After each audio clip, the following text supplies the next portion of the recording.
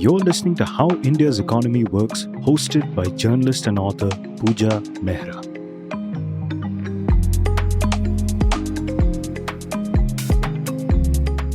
Mr. Modi, thank you so much for coming on the show to talk about GST. Thank you, Pooja, for inviting me to this podcast. Mr. Modi, India's GST has been called flawed by several experts, but the GST Council has been dithering on reaching consensus for removal of its imperfections. Now, after the Prime Minister stepped in and promised a GST overhaul by Diwali, one group of ministers from the GST Council has agreed to some of the things that were proposed by the Prime Minister. I wanted to start this conversation by requesting you to explain to us what are the flaws in India's GST and this rejig that is being announced, if this will address all of those flaws and make India's GST a perfect GST. Let me first outline what exactly are the flaws. We all designed a flawless GST, and that was a part of the 13th Finance Commission report, as you know. It was based on the task force on GST, which I personally chaired, and everybody was a part of it. I mean, Ratin Roy, Ajay Shah, Kavita. Now, despite the recommendation for a flawless GST, the center and the state governments arrived at a consensus on a GST model which was completely far, far away from flawless.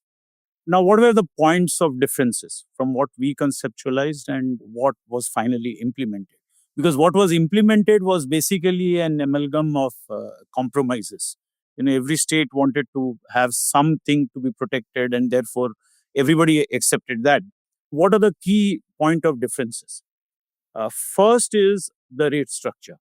The 13th Finance Commission was very clear in its recommendation that India should go for a uniform single rate. And the rate proposed was 12%. Combined rate was supposed to be 12%, of which 7% would go to the states and 5% would go to the center. Now, that itself would have compensated the states for the loss in a big way, because you are getting that extra 1 percentage point, number one. Whereas what they adopted was a multiple rate structure. And multiple rate also, it went into probably 6 or 7 rates. We don't normally count zero rate as a rate because that's part of the structure for zero rating exports.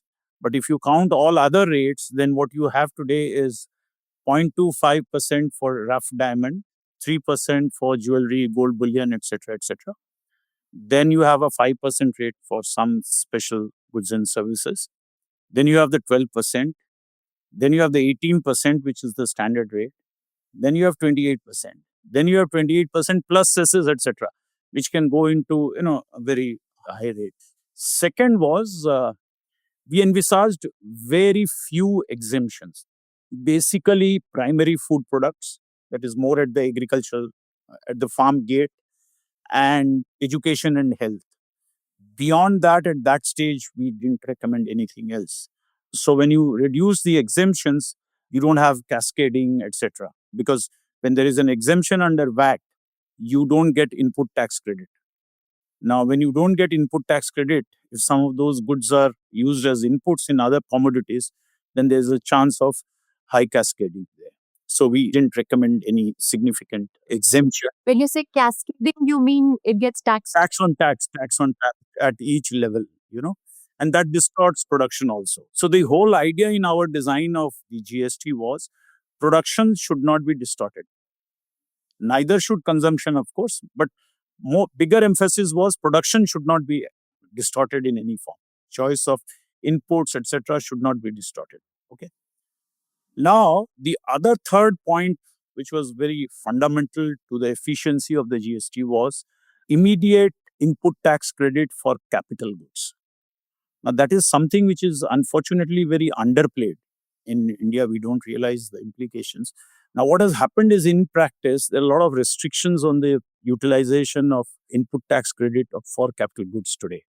One is, in practice, it is given only after the unit operationalizes. So what happens is greenfield projects get input tax credit after the project commences production, which could be 2-3 years down the road. When that happens, effective input tax credit that they get, instead of getting the full 18%, they would probably end up getting 12%, 13% in real terms because of the inflation. So that's an implicit tax or denial of input tax credit. And effectively, that is also a tax on investment. So that's the more serious part of it. Does it affect viability of projects? Exactly. That will also affect viability of projects. It's a tax, so that has to be factored in your IRR calculation. And when that gets factored in, then obviously some projects at the margin will fall out of consideration. To that extent, it will impact investment, overall investment also. However, when it is brownfield investment, because they are already in operation and it's only about expansion, they tend to get immediate input tax credit. Some delay could be there in their cases also, because if it's a very big expansion, then their output tax may not be enough to absorb that big expansion. Yeah, so in that case, they are also affected. So that depends on what is the size of the project or of the size of the expansion plan. Plus, there are also restrictions on input tax credit for capital goods in the case of products which are subject to a 5% tax rate. Although technically they say that no, we allow it to be accumulated. Now, accumulation means it's kind of indefinite unless somebody is producing along with a 5% taxed good, an 18% taxed good also. But that would be rare, But by and large, input tax credit on capital goods is blocked in both cases, whether you are supplying services or you are supplying goods which are charged to tax at 5%, you will have this problem. The fourth is the gap in the base. A large number of exemptions have crept in over the years. In fact, there are a lot of jokes on the GST Council becoming a council for exemption rather than a council for protecting the tax base. When we conceptualized the GST Council in the task force and then it became a part of the 13th Finance Commission report, the idea was that it will act as a check and balance on the erosion of the tax base.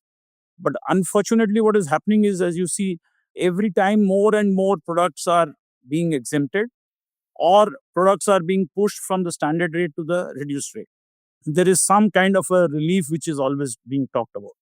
And each of those are creating serious distortions in the VAT regime. In fact, there's another thing. On the exemptions, I must say that if you are against a particular industry, then you should give them exemption because it will automatically get killed. Unlike what people think, one, because exemptions by nature, they create an import bias, which again, something which is not taken into account. So in order to address that import bias, what you do is you increase tariff. And when you increase tariff, then your tariffs appear to be very high compared to international standards. So I didn't understand, how does it create an import bias? Okay. You see, what happens is, suppose you are producing a commodity A, which is exempt. Now, exemption means no input tax credit.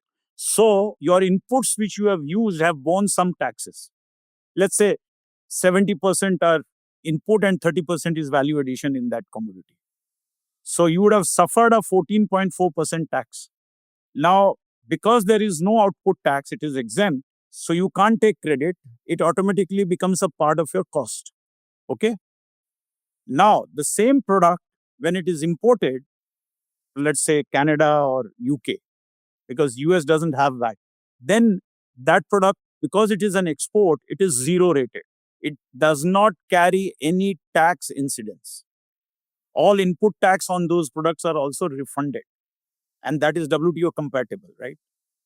So they come without any tax burden, and your local domestic producer faces the burden of that 14.4% in my example.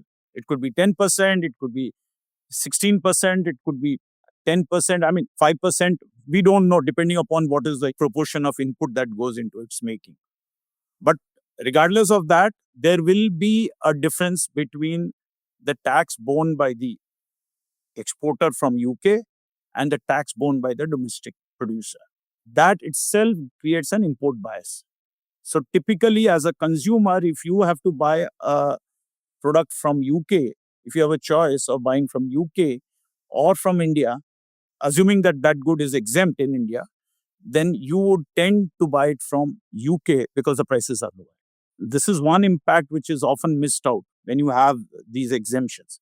Basically, erode the global competitiveness of Indian. Exactly, completely. So if you're saying I'm going to tax at 18% and I'm going to push products to 5%, you're blocking input tax credit, etc. You're making your exports uncompetitive, exports from those sectors uncompetitive. These were the reasons why we were completely against exemptions. And we wanted that ideally, it should be restricted to minimum merit goods. Minimum would mean agriculture produce at the farm gate and health and education also. Even that, we had reservation on both health and education also. But to start with, we said, okay, let's concede that till such time we improve our systems. We don't improve our systems, we should allow for these exemptions, and over time we can move to direct cash transfers. So these are the major key differences. And because of these three key differences, that the whole system is completely we don't know whether we want to follow a VAT regime or we want to follow a turnover tax regime, which most countries, almost more than 150 countries, have given up. So going forward, if you want your country to become a production hub, manufacturing hub, then you need to fix your GST. And one more point, the rate structure that we have today is one of the worst in the world. Let's not underplay that phenomenon. I remember doing in 2022, around 2022, 21 or 23, around that time, just a quick survey of the tax rates, GST, VAT rates globally. And if I remember correctly, there were about 6 or 7 countries which had more than 4 rates or 5 rates, I think. Of them, there were 2 countries, India and Bangladesh, and some vague countries. I mean, when you are amongst the top 10 economies in the world, having such a distorted GST will certainly not help you to improve your manufacturing.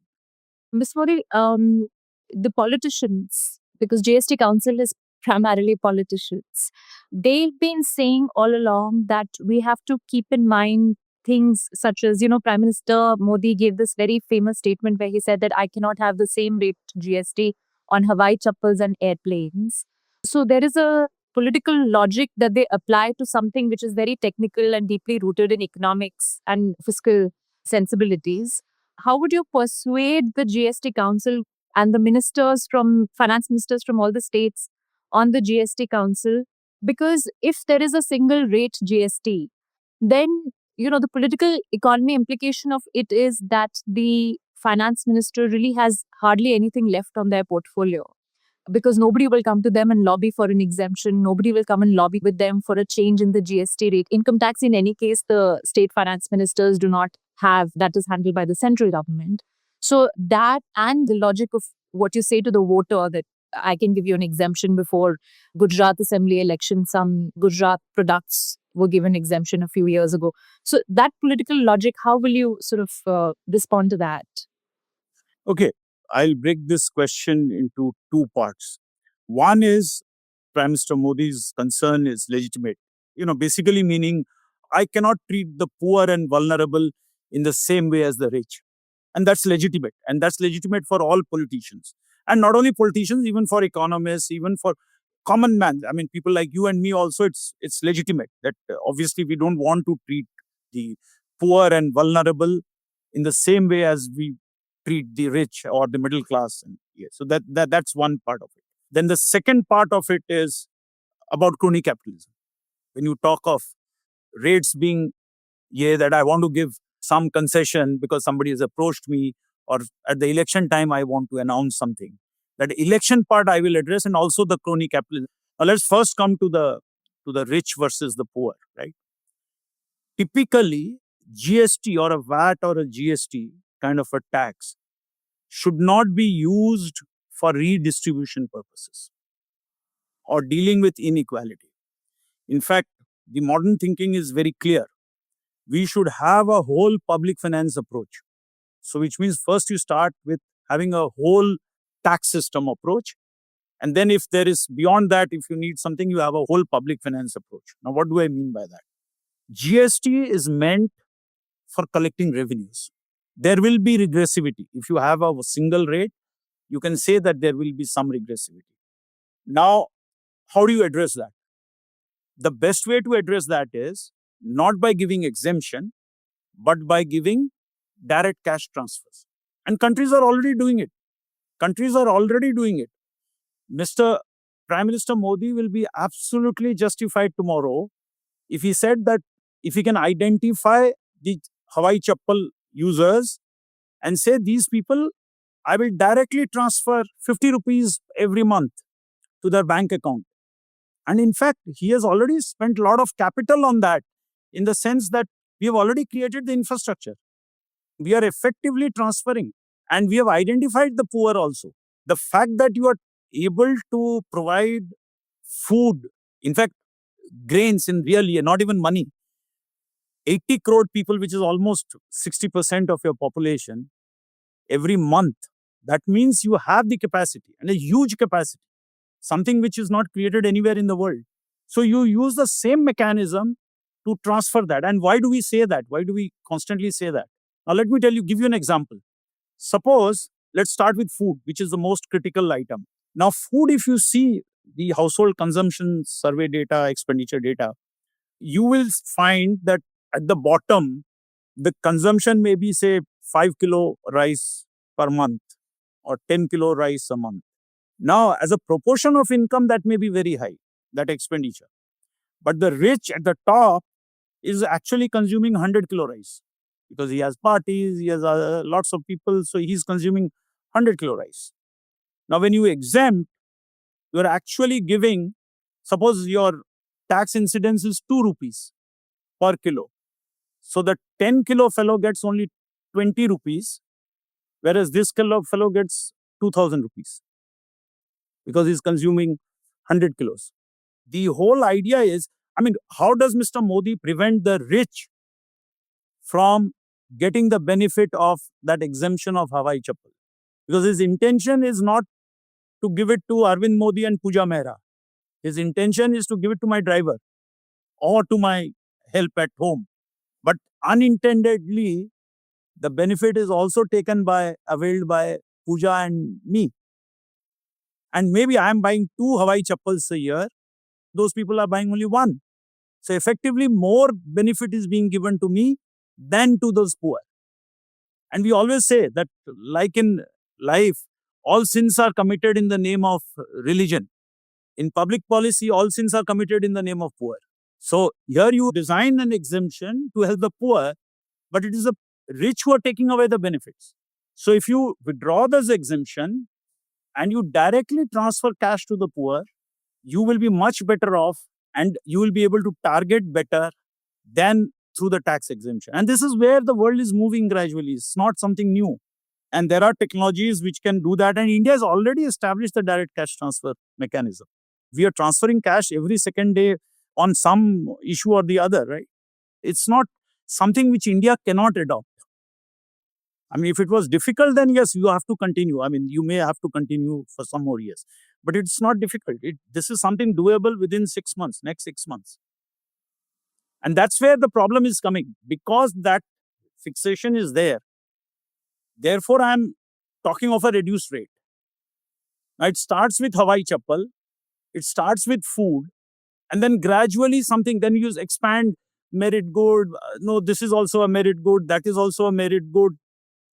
Let's say fridge. Is fridge a merit good? I can say that it's a merit good. Probably my maidservant, my driver needs it more than I need it.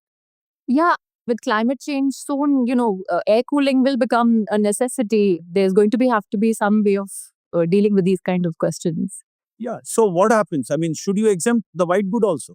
Or on fridge, let's say, typically? Because the help at home, she comes out, she leaves her home much early and works at several places. She needs to keep her food in the fridge.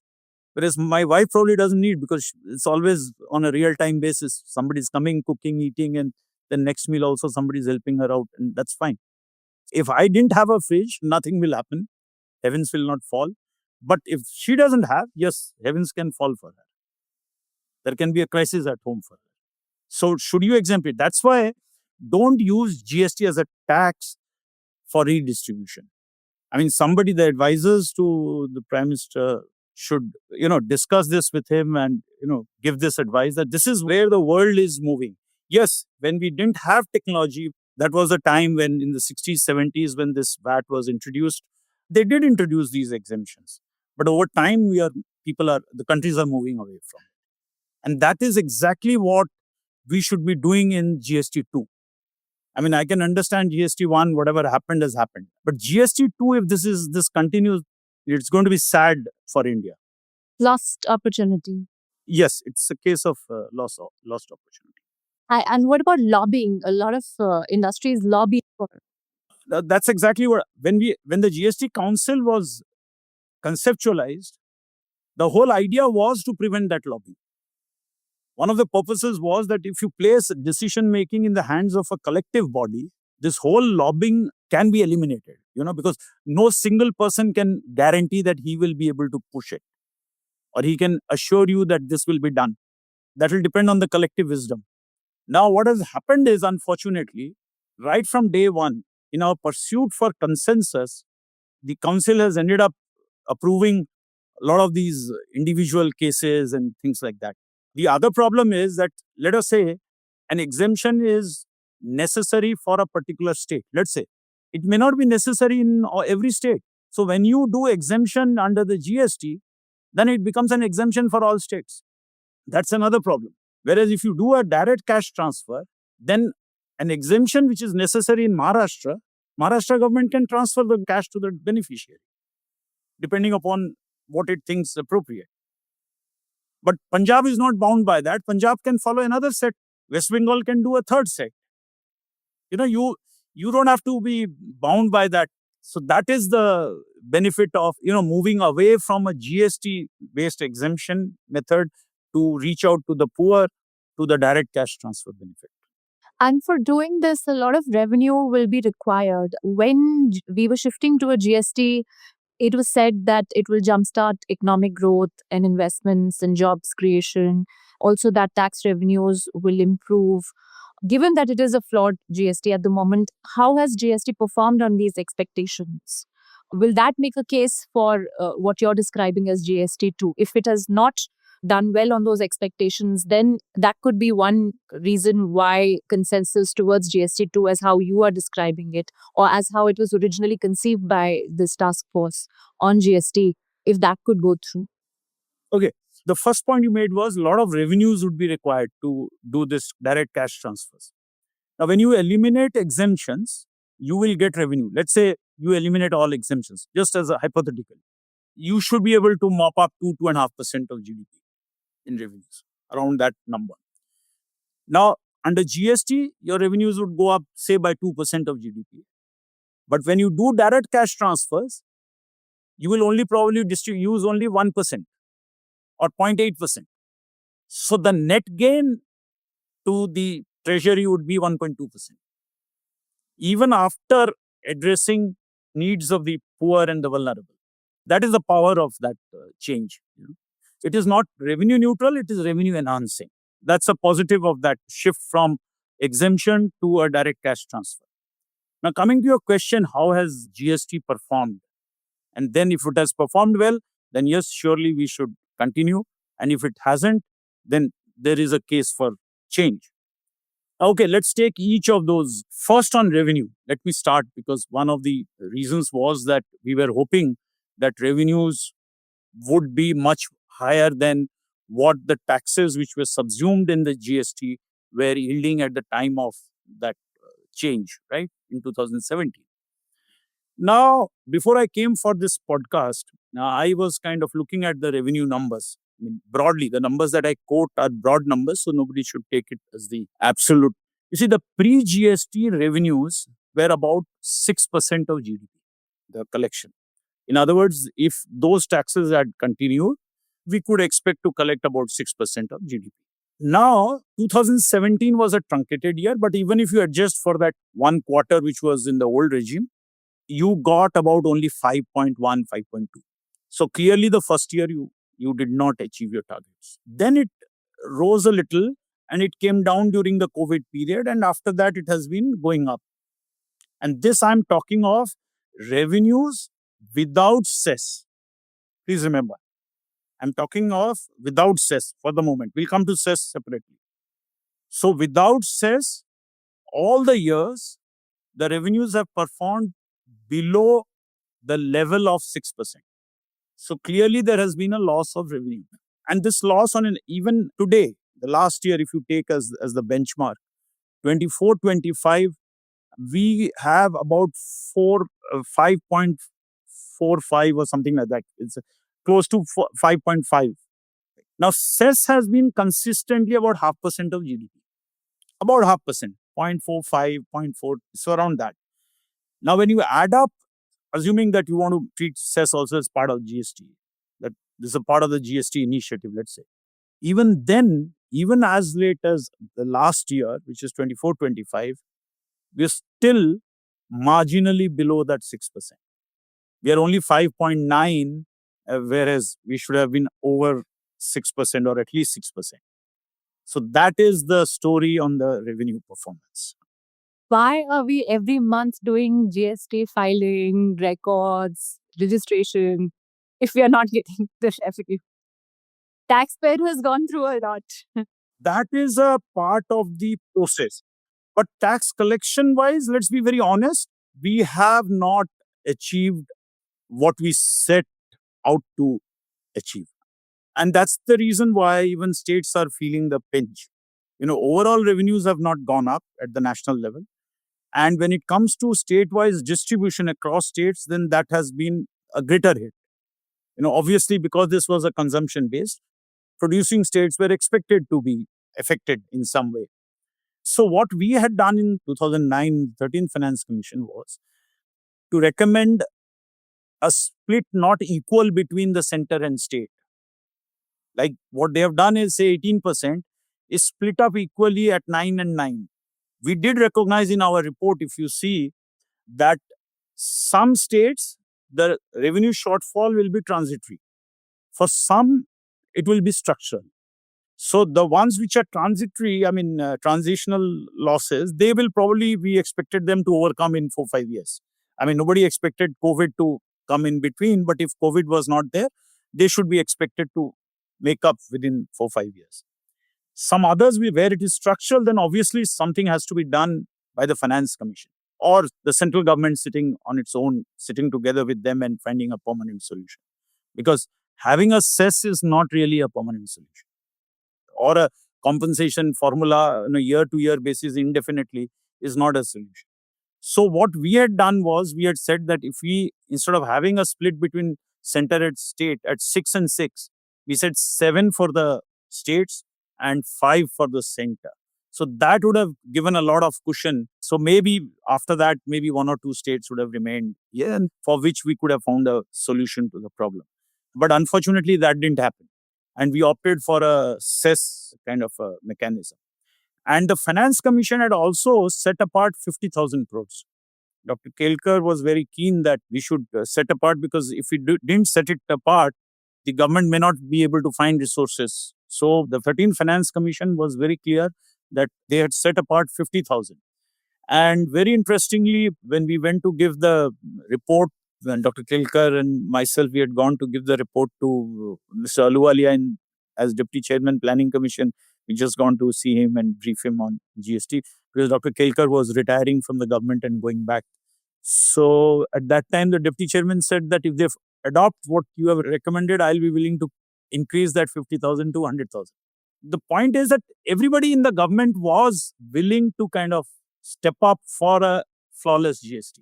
Well, those of us who were doing the thinking, we wanted it, but others were also in the government advocating that.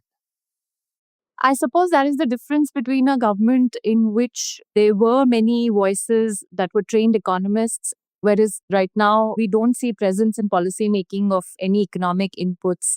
There is a Prime Minister's Economic Advisory Council, but they do not really input into policy making much. Is that, you think, what happened by the GST seems conceptually misguided? Or is it that the political considerations were far more compelling? No, I wouldn't like to be judgmental about my colleagues in the government now. Obviously, what happens is different people have different expertise. But on this issue particularly, GST is a complex subject. It is a subject to which not many of us, even in the tax, working in the tax, were exposed to. I mean, those of us who lived abroad or who worked, we got to understand a little. But I would highlight that India had the benefit of two great experts on GST, which we should have utilized more. One is Satya Podar. He is undoubtedly one of the best in the world, and he was all the time here. So I'm surprised why he was not utilized. I mean, in fact, he's one go-to person for us. If we conceptually have any problem, talk to Satya. If you have a problem on GST, you should talk to Satya. Unfortunately, he's got so disgusted towards the end that he went away to an ashram. I didn't realize that. I now that you mentioned, yeah, I no longer hear about him, but I didn't realize that he has become a hermit. Is it? Yes, I mean, hermit means he's gone to the ashram. He's not become. He's gone to the ashram. He's not. 3 days back, I spoke to him. In fact, he sent me saying that I read your article and all that, and I agree with you and all that. I think we could have used him more. So we had access to the best. I'm not exaggerating about Satya. This is globally accepted. On GST, in fact, people in the fund would tell me that Satya is there, you should ask Satya. I said, unfortunately, nobody wants to. So that was one. Then even Dr. Shom was there. Unfortunately, the government didn't, nobody used him for GST. And secondly, yes, politics of it is also very important. As I said, there are a lot of perceptions. So you have to constantly train the members of the GST Council. You have to constantly train. I mean, you see, after all, they are politicians. Don't expect them to know everything nitty-gritty about it. It is the bureaucracy, GST bureaucracy, which has to do the research and brief the politicians. Mr. Modi, I think that is a failure. As you're speaking, I'm reminded of the first GST Council meeting that took place after the Constitution Amendment Bill was passed for introducing GST. It was in Delhi, and Mr. Jaitley, as the chair of the GST Council, did a press conference in which he took all of our answers. I was, as a reporter, I was in that press conference, and then when he stepped out, as was his habit, you would also recall, after the formal press conference, he had an informal chat with some of us. And I had just done an interview a few days before that with Mr. Chidambaram as former finance minister, who had given his position on GST, and he had said that he thought that the best GST would be 3 rates and a dispute mechanism and several other issues he had. So, he told me that, Pooja, I saw your interview that you did with my predecessor, but, he's recommending 3. We have gone ahead and done 5 rates. And somehow he assumed that 5 rates was better than 3 rates. So I don't know if it was only for the consumption of journalists or if there was actually a failure on the part of the bureaucracy to convey to him how this was problematic. You see, the point is, exemption was the conventional method. In fact, all EU countries have exemptions. Now, they were the first few set of countries which adopted VAT, and that was the model that was advocated. And now they are finding it very difficult. Now, the modern VAT is actually, you should look at New Zealand. Today in the literature, you will see there is a discussion of the traditional or the conventional VAT and the modern VAT. When you talk of modern VAT, you talk of New Zealand VAT. New Zealand, we typically measure the efficiency of a VAT regime by what we call C efficiency, consumption efficiency. A consumption efficiency of New Zealand is over 9 always, which means 0.9. And if it achieves 1, then they are taxing everything 100%, which means that if your rate is 10%, let's say, which was the case in New Zealand when they started off, and now they have moved to 15, more recently to 3 years back. So at 10%, with that efficiency, they were collecting more than 9% of the GDP, almost 9%, yeah, almost 8 to 9% of the GDP VAT revenues. And our efficiency is only 0.44 or 45, around that. So you can see, if you increase, you can, with that same 10% rate, you can have your efficiency. I mean, if you design your base correctly, from 5.5 or 6, whatever you are collecting, you could jump up to 8, 8.5, 9. 8 clearly. So rates does not necessarily give you revenue. You see, this whole perception. And again, I agree with the political concern. They ought to be concerned about it. If they are not concerned, then the bureaucracy, none of us will be concerned. And after all, they are the ones who are voting them to power. So they ought to be concerned. The question is, how do you target them? How do you reach out the benefit? There is no dispute that this poor and the vulnerable needs to be protected. On that, I don't think anybody in this, at least any one of us, can dispute that. The question is, how do you do it? Is this the right mechanism, or there are better methods of doing it? Nobody is questioning the motive. We are questioning the mechanism. Mr. Modi, so you said something very interesting. You said tax rate is not necessarily revenue, but exemptions also you explained are not necessarily promoting equity or progressivity of a tax system. But tax exemptions, we all the time hear demands for tax exemptions, probably uninformed opinion. And politicians are also always very keen to be seen as giving tax exemptions. So, for instance, a few years ago, we saw a corporate tax relief was provided. And I don't know how effective it has been, because we have all heard the finance minister herself say very often that I have given corporate tax relief and yet I'm not seeing private investments coming in response to that relief that I gave. I know that by talking about corporate taxes, I'm now moving from indirect taxes to direct taxes. So what is the story over there? Do tax exemptions or relief cuts, rate cuts also not work in direct taxes? Good point. You see, the same story again. Do exemptions help in general? Let me put it this way. Why only about GST? Even under corporate income tax, exemptions do not work. And this is not one country, this is every country. Country after country after country. I work in several countries. The problem is the same. Exemptions, exemptions, exemptions. And standard recommendation of all multilateral agencies is, please do away with these exemptions. They are inefficient. They don't serve your cause. They don't bring in investment. There's no second opinion anymore now. It's a well accepted point that exemptions don't help. Now, I must give credit to this government that they successfully eliminated all exemptions in 2017, corporate exemptions, for which, unfortunately, neither they take credit nor anybody is writing about it. But I think the press should be more generous. They should write that this is something that was a very difficult decision, and yet they took it. So they need to be complimented for that. But after that, of course, small exemptions have crept in. A lower rate for startups, etc. That is something which we should have avoided.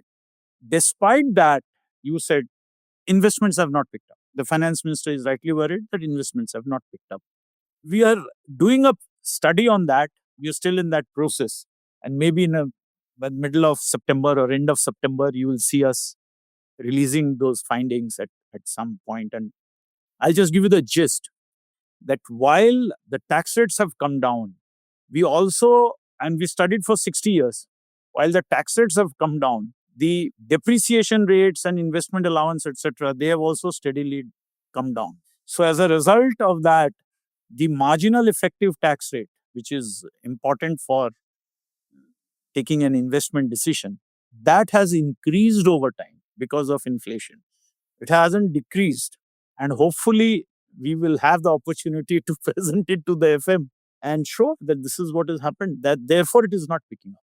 And that is further compounded by blocking input tax credit under GST. If you have to ask me what is the tax story on investment, then this is the tax story on investment. And all along, the focus has been on the cost of credit. But it is probably the tax story that is responsible for the... You see, tax is not the only element which determines investment. There are many other criteria. There are several studies on this.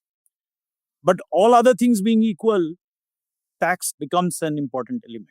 At the end of the day, what happens is if you put a tax on investment, then the IRR is affected, right? And if that is affected, then to that extent, the projects at the margin will get out of the financial feasibility space. And you have only projects with high returns. Now, when you have projects with only high returns, then it means resource-based projects, which takes you to crony capitalism. Again, you're dependent on government, etc., to allocate resources. You will have telecom projects which will give you high returns. You will have all resource-based projects. Now, that is why, because that part is going up, you see that small and medium industry is getting affected because they work in a non-rent space. So they tend to be, and their answer is avoid, evade taxes. Don't report your sales. Don't report full profits to make up for all of that. So if we clean up that, you will see more medium industries coming up, and you will see better compliance also. And market Yeah, competition.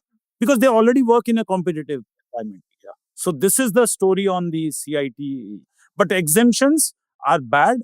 I wouldn't recommend that we should go back to the pre-2017 era where we had a lot of exemptions. So compliments to this government for having done that hard work. And now they should not go back. We should clean up. We should actually, if you are really looking at investment incentive, we should introduce full expensing. That will completely eliminate the implicit tax on investment. Now, full expensing here would mean 100% depreciation on all capital goods. Simple. In the year in which you install, you get 100%. So your recovery, because of inflation, you don't have any under recovery. You get it instantly. So that's the only way to address that issue. And earlier this year, since we are talking about direct taxes, earlier this year, significant income tax relief was also provided. And Finance Minister said that tax officials were not very keen that this relief should be given. They were in fact quite reluctant, and it took her some convincing, especially because the Prime Minister, she said, had said that he wanted honest taxpayers to be rewarded, and that's how this relief finally went through. Was this a good decision? Intellectually, I don't agree with that decision because our thresholds were already very high compared to the rest of the world. We were operating at about 500,000 rupees, 5 lakh, which itself was about 2 times your per capita income. Most other countries would have about half of per capita income or even less than that. Now, what has happened is by increasing it to 12 lakhs, you've increased almost in this country. If people with almost 4 times their per capita income don't want to pay income tax, then there is a serious problem. And more so, because if you're looking at revenue raising and you want to resort to GST, which is regressive, and at the same time you don't want to do this, then there is a problem. In fact, we should have lower rates under GST, collect revenues, and then the inequality part is to be dealt with in the income tax. So you have a reasonable threshold, but not of the kind that has been proposed. And there's another implication which I think could have been avoided with a little more deeper thinking on the subject. That is that there was a time when we started off with 25% of the center's revenue being devolved to the states. Gradually, we inched to 32% up to the 13th Finance Commission, and then 42% under the 14th. And then 15th also reiterated that. And we continuing what will happen in the 16th, we still have to wait and see. Now, with 42 means you almost have an equal share. Almost, right?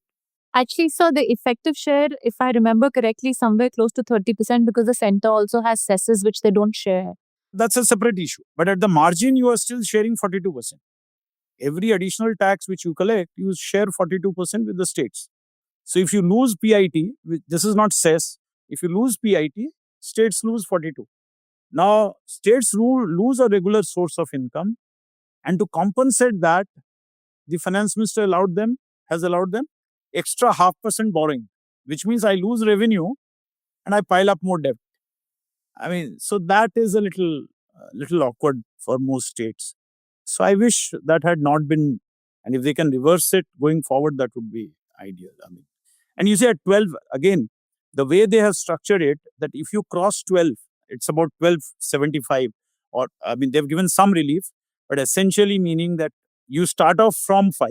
So as a result, there is what we call it in the tax literature, notch effect, which means people will all bunch below the 12. Because as they cross the 12, it's a huge year. Although you say that we staggered it till 12 lakh 75, but it doesn't work out that way. Even at 1275, 1210, 1220, the incremental liability is almost 100%. So it doesn't really 100% or I think it's 50% or 100%. I think it's 100%. So that is another sticking point on the design issue. Hopefully, let's hope that they reverse that, because correcting this 12 lakhs is going to be very difficult. Politically, I think it might be very difficult to revisit it now, but we've spoken about GST, corporate tax, and income tax. On the whole, what tax reforms do you think are needed for 8% GDP growth? And at this point in time, it is also very important because of what is happening in the US and what President Donald Trump is doing, where trade internationally is changing. Probably global supply chains will be refashioned. And this is an opportunity that has opened up for India once again. We've missed several opportunities in the past, but this is an opportunity that has opened up all over again for us to better integrate our economy into global supply chains. Now, if you're saying that the way the GST is currently operating, it puts Indian manufacturing at a disadvantage vis-a-vis global competition, then GST as well as other taxation in corporate tax, etc., what reforms do we need so that we don't miss the bus this time, at least on the tax part? We are able to take advantage of this refashioning of global supply chains that may happen. As it is, we are at a disadvantage on the tariff front. US is sticking to 50% tariff on Indian exports. See, it's very difficult for me to say what measures you should take, a comprehensive set of measures for 8% growth. But I know if you do your tax reform correctly, in the right manner, both across taxes, surely it will improve the efficiency of the economy. And to that extent, you will have record higher growth. Right? Now, I'll give you some ballpark numbers from the literature. Let's say I give you that number on GST. I'm just starting again with GST. On GST, if you improve the C efficiency from 0.4 or 44%, as we call it, by 1 percentage point, for every 1 percentage point increase, it is estimated that GDP would go up by 0.19%. And there's also well documented in the literature that if you had a single rate with a very broad base, you could increase your C efficiency by anything between 5 to 10 percentage points. So we are looking at something from rising from 44 to 55 or something like that at the top.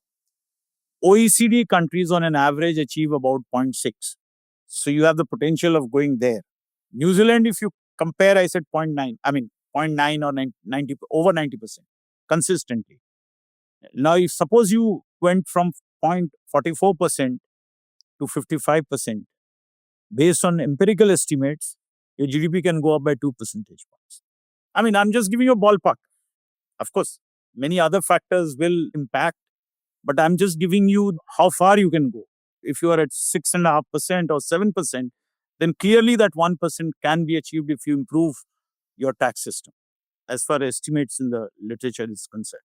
So it's not impossible to do it. It's possible. Only thing is we need to know what we want, what needs to be done. One of the advantages of GST Council was, or is, I would, when we conceptualized it, was completely depoliticized because everybody was part of it. That's how we looked at it. That a body which will have all political parties effectively, because some political party or the other will be ruling some state or the other. So effectively, everybody is represented there and it would be a collective decision.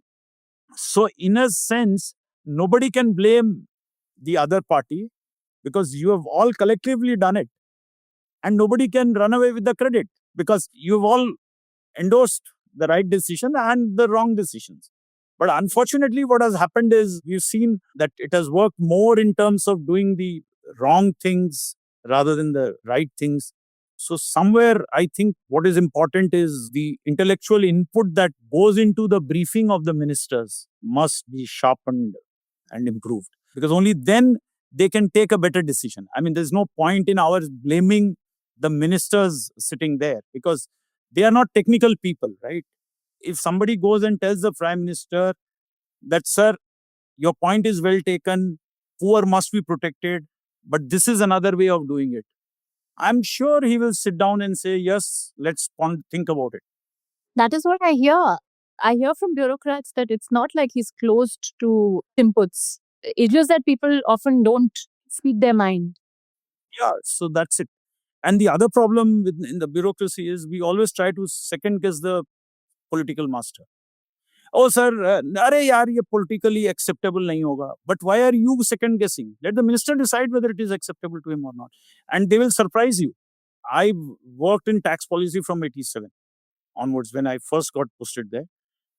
30 years, I have never seen a good proposal being shot down. Whoever, across finance ministers, not just one or two, across finance ministers, if you've gone with a good package, sometimes they may say that, okay, it's a good proposal, we'll time it maybe 6 months down the road. That, of course, you have to accommodate them. But by and large, after all, whatever has happened, they took the decision, right? Whatever good things happened in the tax system, it was they who took the decision. It was not the bureaucrat who took the decision. So there is room for that. Even GST, if the right advice is placed before them or right options are placed before them, I'm sure they will take the right decision. I'm very optimistic about that. I mean, I wish they would invite you to do a presentation before the GST Council. well, I'll be happy to do that, but that will not happen. Unfortunately, it's become very closed. Even on this, the present discussion that is going on, I wish they publish a white paper and let the GOM have open discussion. Like a standing committee, let people go and present. I mean, then they will know what is. Maybe then I'll be happy to go and do it. But otherwise, it's not possible. How do you reach out to them? I mean, there's no way you can reach out. No, it can only be on invitation. If there is a public hearing, then somebody can write. We can write to them and say that we would like to come and make a presentation. But today there is no such occasion. That's another problem. Well, there's a lot to be done on the excise also. It's getting neglected.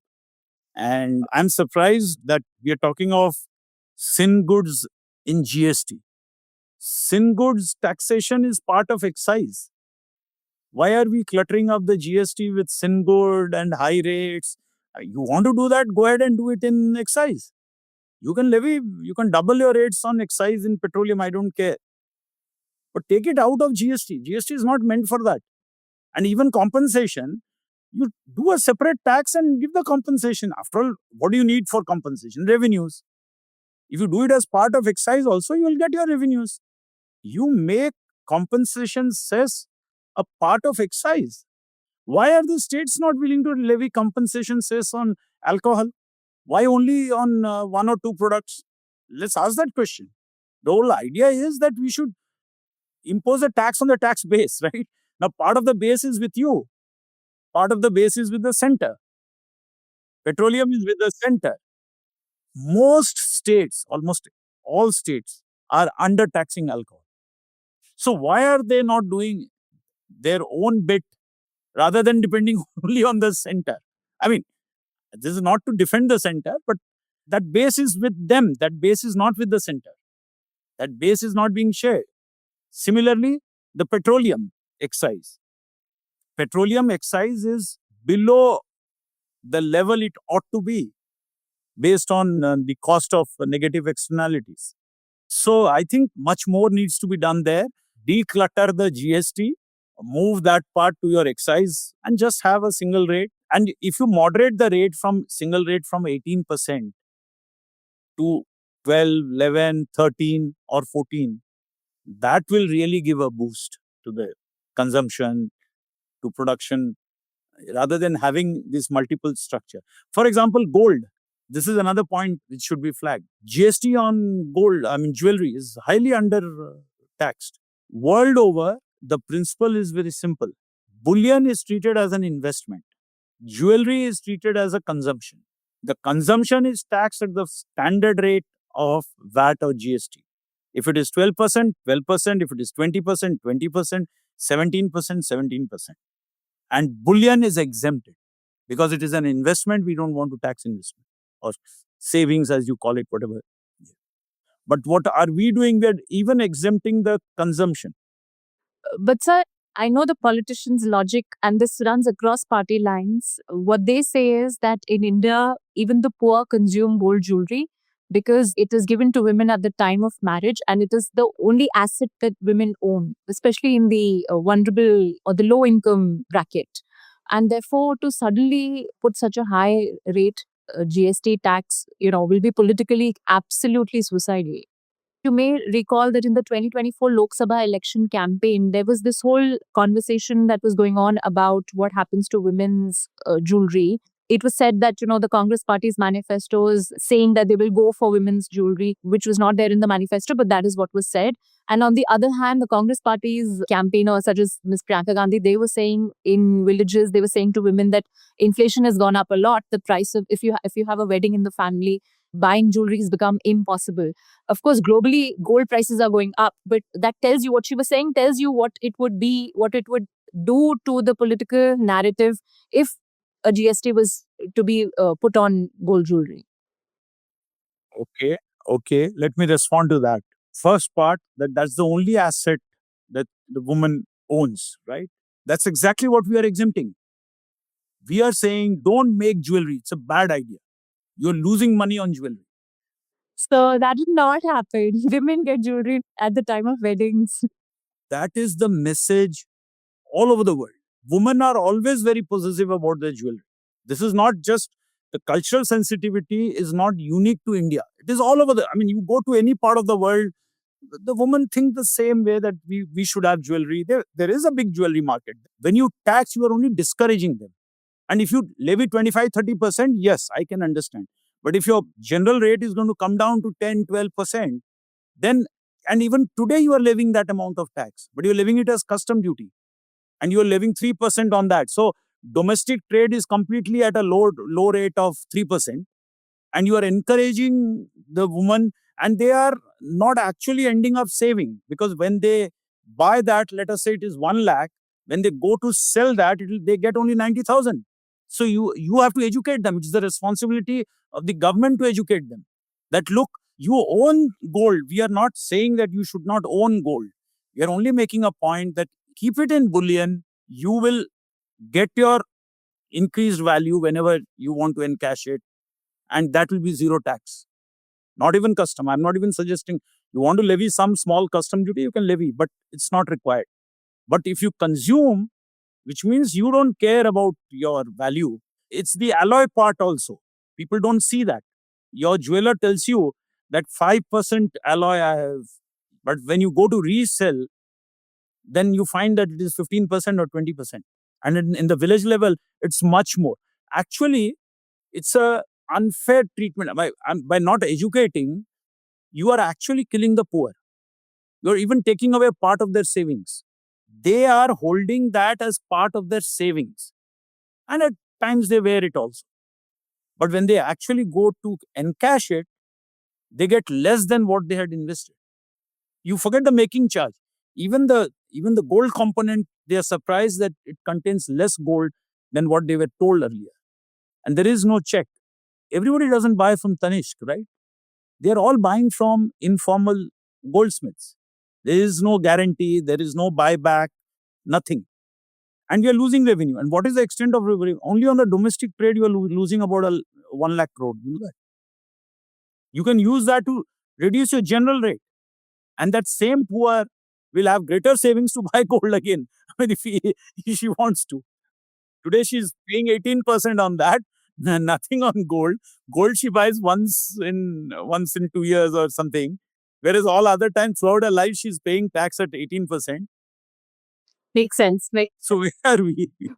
No, sir. I was just saying because I think it is a very emotional issue, and I would be surprised if politicians were to bite the bullet on this.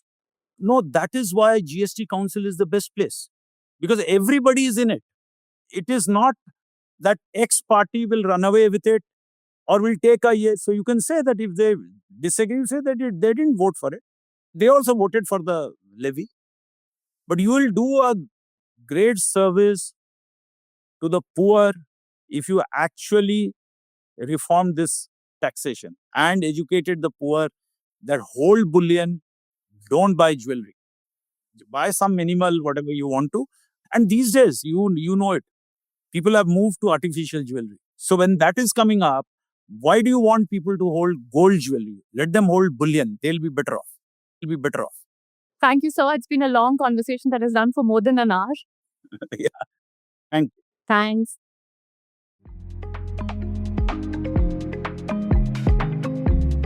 You've been listening to How India's Economy Works, hosted by journalist and author Pooja Mehra. Do stay connected with more of our coverage at The Core. You can check out our website or sign up to our newsletter at www.thecore.in. That is www.thecore.in. Do also track us on LinkedIn, where we usually post synopses or extracts of our top stories and interviews. We would love your feedback, so do write to us at feedback@thecore.in. Thank you for listening.